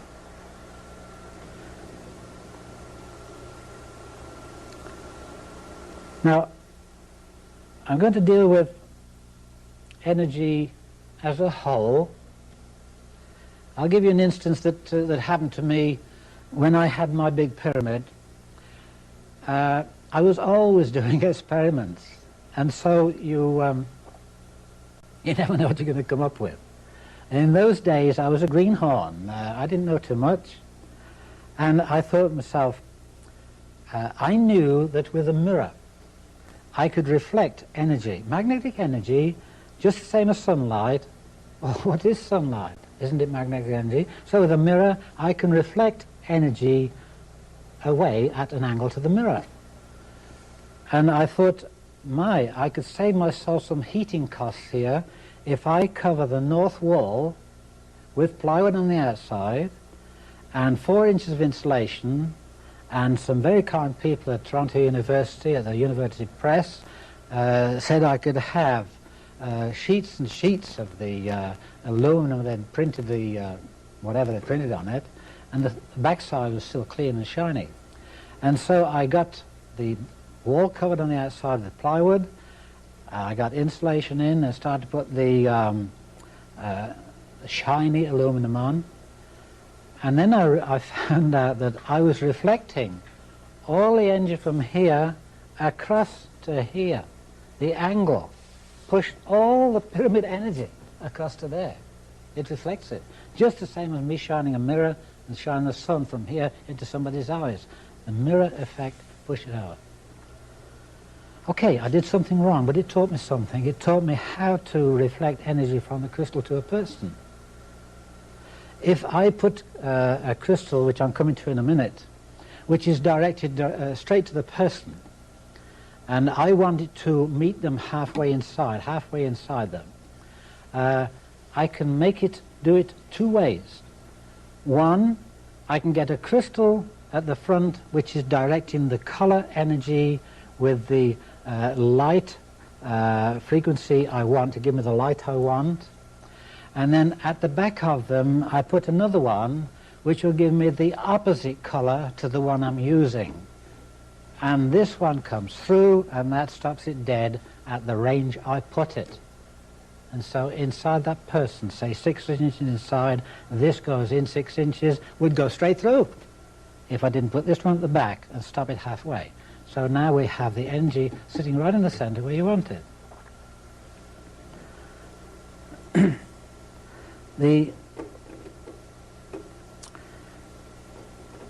It's a kind of a push and pull. Don't rule that out. Everybody thinks, oh, I'm going to do this with the crystal. You can do that and push and pull, and manipulate it into the position or for the condition you want. I spoke a long time ago when I said that before too long, man must learn to manipulate the atoms. That's exactly what we're doing here. But you're going to have to manipulate the atoms after this has gone by. I don't know how long down the road. You will manipulate the atoms with crystals for now and with your mind later on.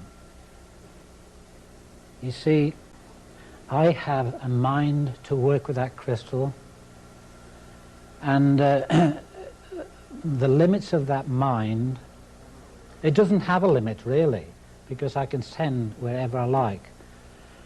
But when you can manipulate the atoms itself, as opposed to using a crystal, then you can make any of the things in this universe, bring the atoms into bearing to gravitate them into whatever material you want. And if you want to move something, then you disintegrate it and move it somewhere else. We must learn to manipulate the atoms. At the present time, all we can do is to take a lesson from these things and learn how to use ourselves so that our mind becomes mind over matter. literally. That's not too hard if you think about it. Just give it some thought. When I finish talking, you'll continue remembering and think about it.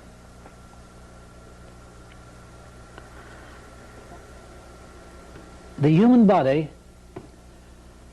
has, it's not electrical in the sense, of course we call it the electrical systems. It's really so minute that it's magnetic. It's pre-electric in my opinion.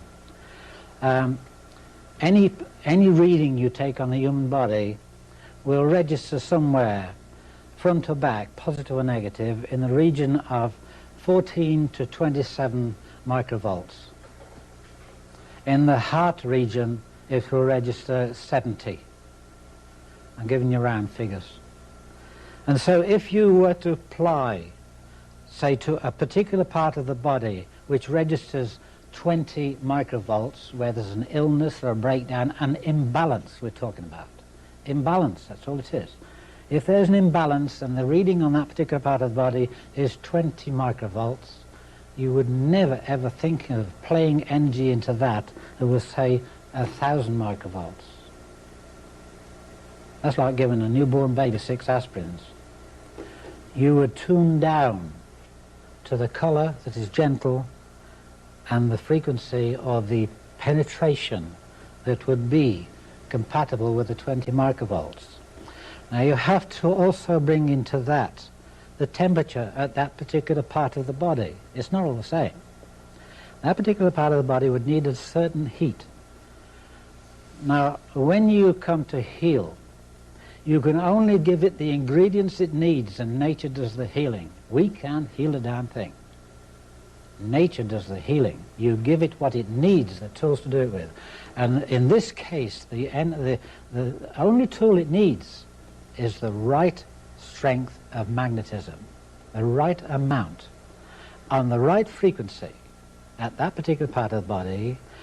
The frequency will also give you that particular color and the heat of the body and the penetration, and you have a potential balancing of the, what do you call them? That particular part of the system anyway. You balance the cells. If you were to, let's look at it from another angle. Supposing you were in good health and you want to remain that way. In this day and age we take all kinds of vitamins and we take exercises and this and that, and you're really guessing. To a certain extent you're all right, but you're really guessing. Your body will tell you what it wants, but if you keep that body in magnetic balance, there's no other ingredient needed. You see, a healthy cell would have its nucleus, its energy field and its magnetic field, the neural systems in balance, positive and negative. There is no open door in any cell at all for illness or putrefaction or disease. You can't do that. Anything in balance will not decay or deteriorate.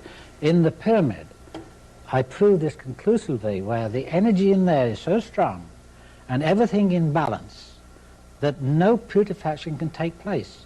You can't rot leaves and things in there, you just can't do it. You can't make a compost heap. And so in the early years I proved conclusively that magnetism will not let anything perish.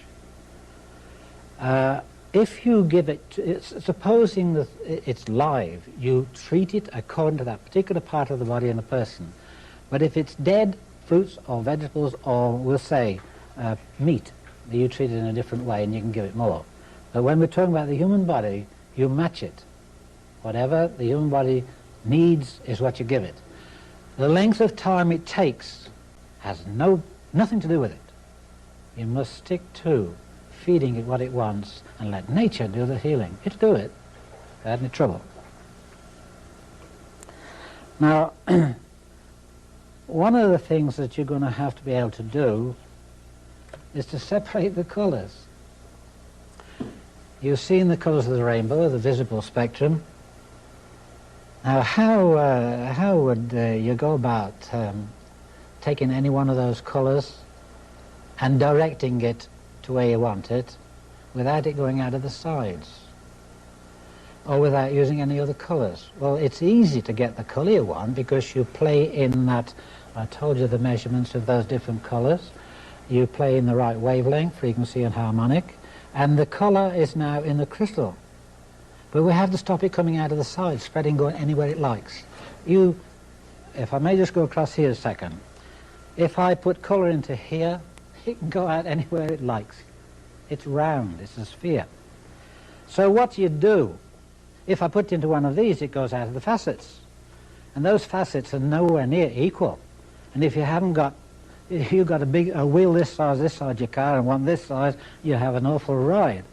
And it's the same with these things. Your facets must be faceted to the angles you want for reflection and refraction, and also they have to be perfect with each other. You don't have one a bit one way and another. These are just haphazard. So we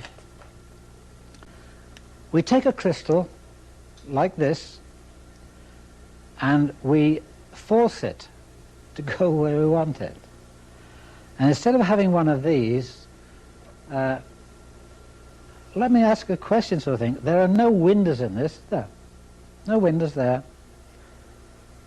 And if I had a pyramid like this one, there are windows. There are windows on these. So where would you get one without windows like this? You would have a cone.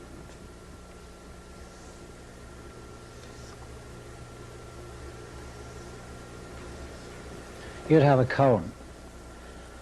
Now there are no windows, there's no flat sides, there's no facets, so it's got to go straight down there and come out of here.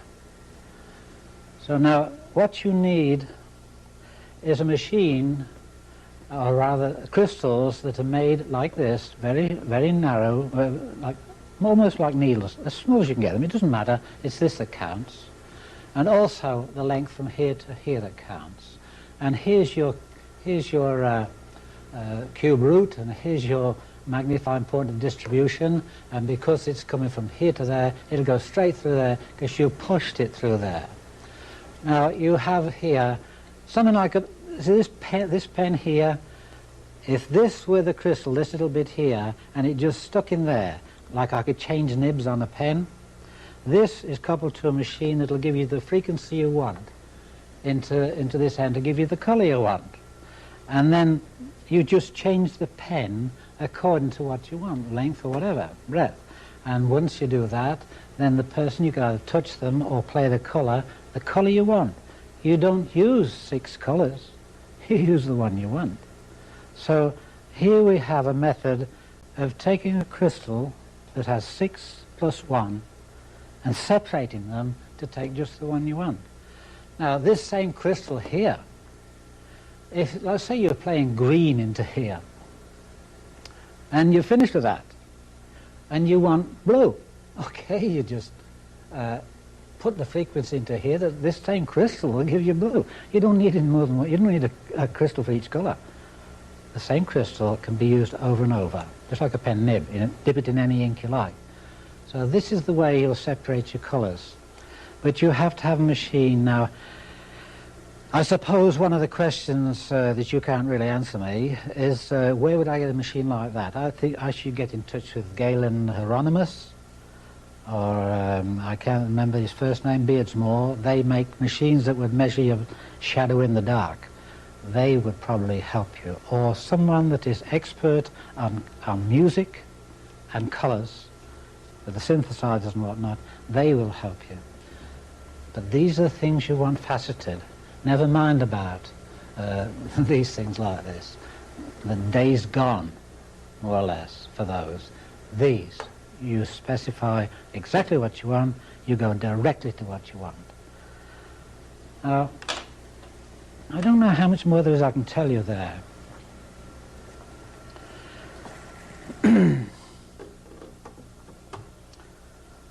Separating the colours, we've done that, and I would say to you that if you don't know where the chakras are on the body, you should find out.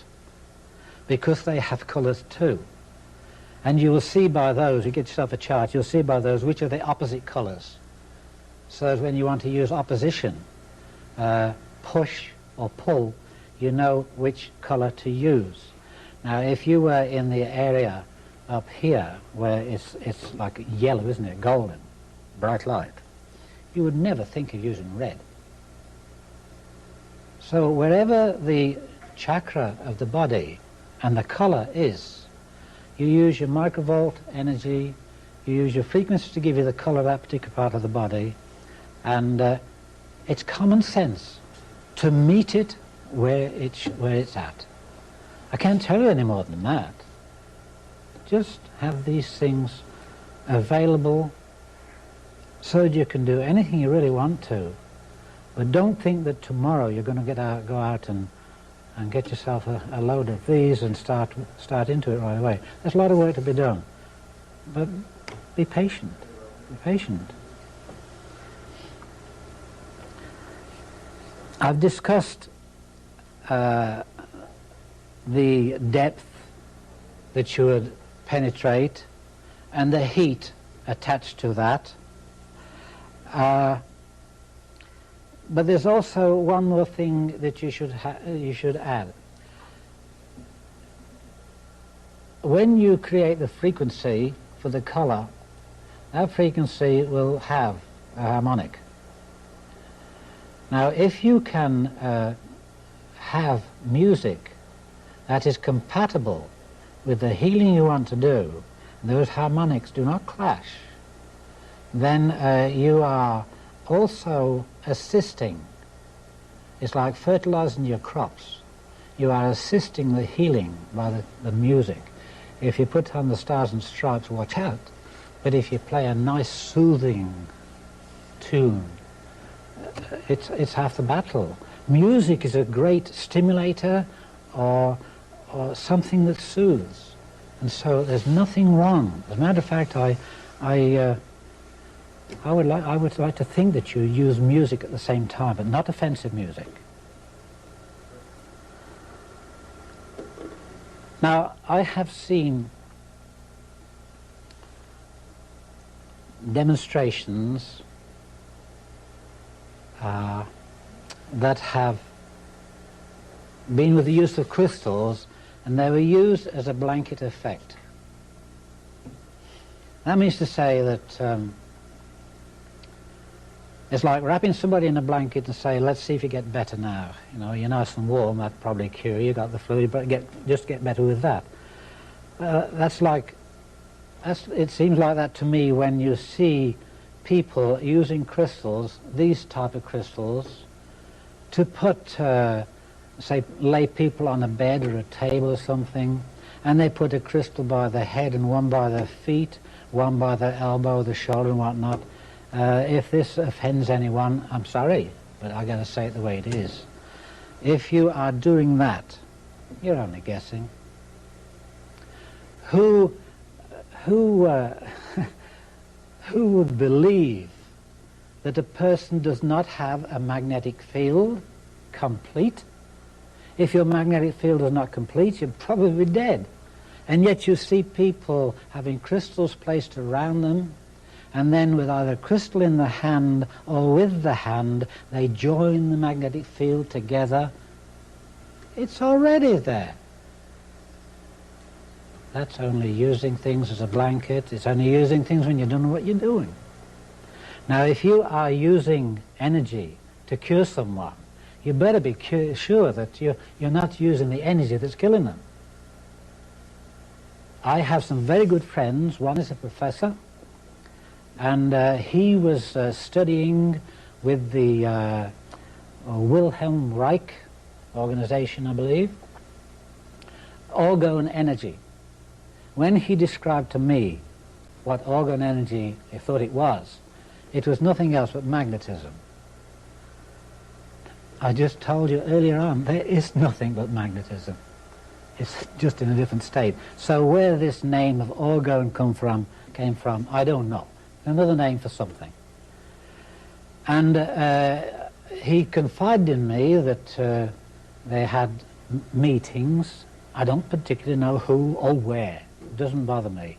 But they had meetings where a person was wrapped in a blanket of steel wool and cotton wool in layers. Steel wool, cotton wool, steel wool, cotton wool. Flattened into a blanket. And they were rolled into it. Now you know very well that cotton wool today is nylon. And it draws magnetism to it. Very often off nylon, a carpet, you can get a shock off it. It draws magnetism. Steel wool, one of the best ticers of magnetism you could possibly have. Steel pulls energy out of the atmosphere to it. So you have a layer of magnetism, magnetism, magnetism, and wrap somebody in it. That's just like putting a plastic bag over somebody's head and tying the knot round their neck. You're suffocating them with energy, maybe their own plus what you're pulling into them. And in confidence, he said that they nearly lost a couple of people. And they had quit doing it altogether. So you see, when you use crystals, blanket fashion, you're asking for trouble, you're guessing. If you don't know how to use a crystal, don't use it at all. Find out first.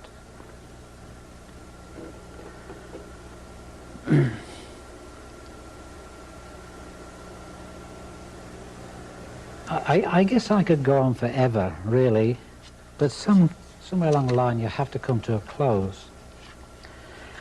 And sometimes it's harder to come to a close when there's still a lot to be said. Now I would like to tell you about something that is, well, it's very precious to me and will be to others sooner or later. Where do we get to? I lost my can here. I told you earlier on that I had many narrow escapes, many things given to me in the most unconventional way. I say that sincerely. I don't know how I knew them, I just knew them. And I don't see why, if I am blessed with that kind of thing, I should have to try and explain it. I'm not even going to try to. I have been blessed with many, many things, and I think perhaps it's because I care more for others than I do for myself.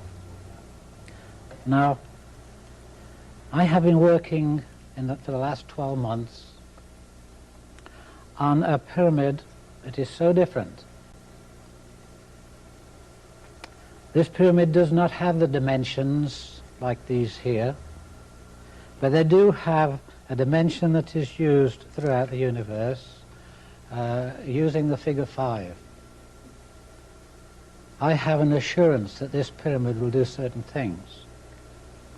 It is built rather, and it is in the process of having a collection of crystals assembled, faceted, coordinated to the point where anyone sitting under it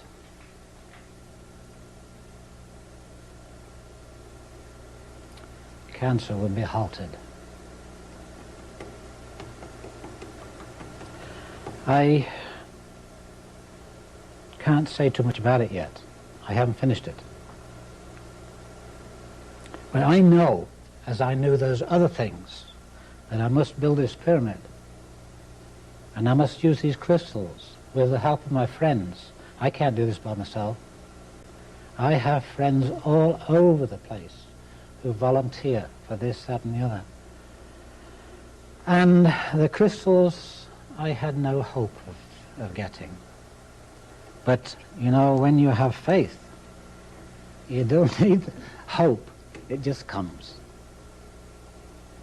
It's not a matter of wishing for it. Of course you wish for it, you hope for it. But this is such a fantastic thing. And probably when people hear what I have to say, they will ridicule me. Good for you. I don't take that ridicule. I don't accept it. I stop it right there. I know what's happening. I know I'll have a pyramid that will halt cancer.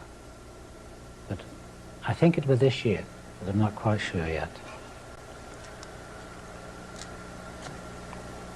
Now,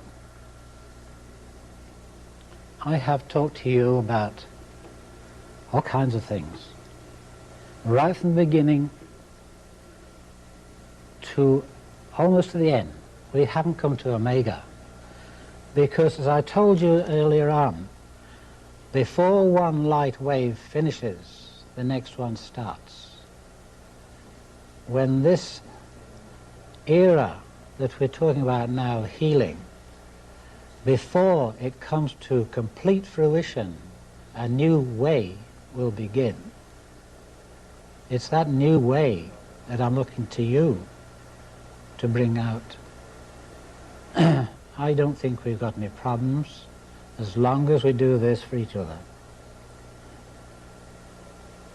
I think that, I hope that you've learned something.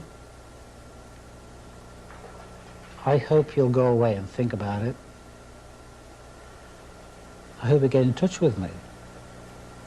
But I couldn't do half of this without prayers. So I ask for yours.